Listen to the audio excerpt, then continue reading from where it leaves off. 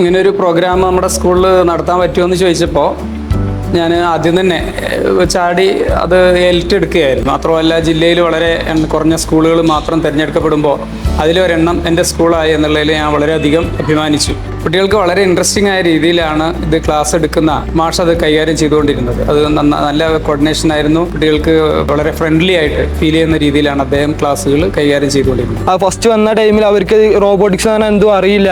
Robotics എന്താണെന്നും robotics എങ്ങനെ work ചെയ്യും, അവർക്ക് റോബോട്ടിക്സ് എന്ന് പറഞ്ഞാൽ റോബോട്ടിനെ ഉണ്ടാക്കുക, അതായത് കയ്യും കാലുള്ള ഒരു ഹ്യൂമനോയിഡ് റോബോട്ട് ഉണ്ടാക്കുക എന്നുള്ള മൈൻഡിലായിരുന്നത്. അപ്പോൾ അവർ കുറേ വളർന്നിട്ടുണ്ട്. കുറേ കാര്യങ്ങൾ അവർ തന്നെ ChatGPT ഒക്കെ നോക്കി, അവർ കുറേ സെൻസേഴ്സിൻ്റെ അഡീഷണൽ സെൻസേഴ്സൊക്കെ നോക്കി ഭയങ്കര നല്ല രീതിയിൽ ഇമ്പ്രൂവ് ആയിട്ടുണ്ട്.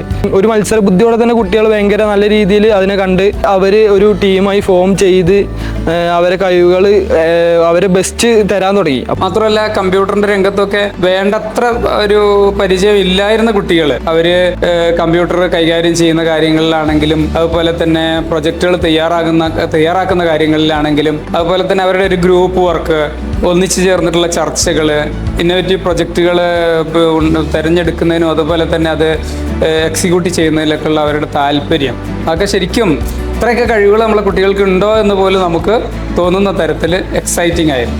എനിക്ക് ഭയങ്കര ഡൗട്ട് ഉണ്ടായിരുന്നു 26 ക്ലാസ് കൊണ്ട് ഇതിനൊക്കെ അവർ തയ്യാറാകുമെന്ന്.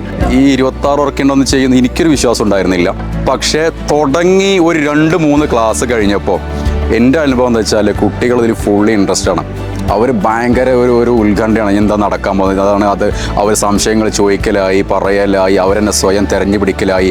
അവരുടെ PT സമയത്ത് മറ്റു കുട്ടികൾ കളിക്കാൻ പോകുമ്പോൾ എൻ്റെ അടുത്ത് വരും, സാറേ ഞങ്ങൾ ലാബ് തുറക്കട്ടെ, ഞങ്ങൾ ലാബ് ഉപയോഗിച്ചിട്ട് ഞങ്ങളെ പ്രൊജക്റ്റിൻ്റെ കാര്യങ്ങൾ നോക്കട്ടെ, പഠിക്കട്ടെ എന്ന് പറഞ്ഞിട്ട് അവരെ സുഹൃത്തുക്കളൊക്കെ കളിക്കാൻ പോകുന്ന സമയത്തും അവർ ഞങ്ങളെ ലാബ് കയറിയിരിക്കുന്നത് എനിക്ക് കാണാൻ പറ്റിയിട്ടുണ്ട്. അതുപോലെ തന്നെ കാര്യങ്ങൾ തുറന്ന് ചർച്ച ചെയ്യുന്നതിനും ഗ്രൂപ്പ് വർക്ക് ചെയ്യുന്നതിലൊക്കെ അവരുടെ ഒരു ഇത് വർദ്ധിച്ചിട്ടുണ്ട്. അങ്ങനെ മാത്രമല്ല ഈ കുട്ടികളെ മൊത്തം ആ ഒരു ഗ്രൂപ്പിൽ വളർത്തിക്കൊണ്ടുവരുന്ന സിസ്റ്റോ ഒക്കെ നമുക്ക് ആവിഷ്കരിക്കാവുന്നതാണ്. ഇത്തരം കാര്യങ്ങളിൽ സൊസൈറ്റി താല്പര്യം എടുക്കുകയാണെങ്കിൽ നന്നാവും.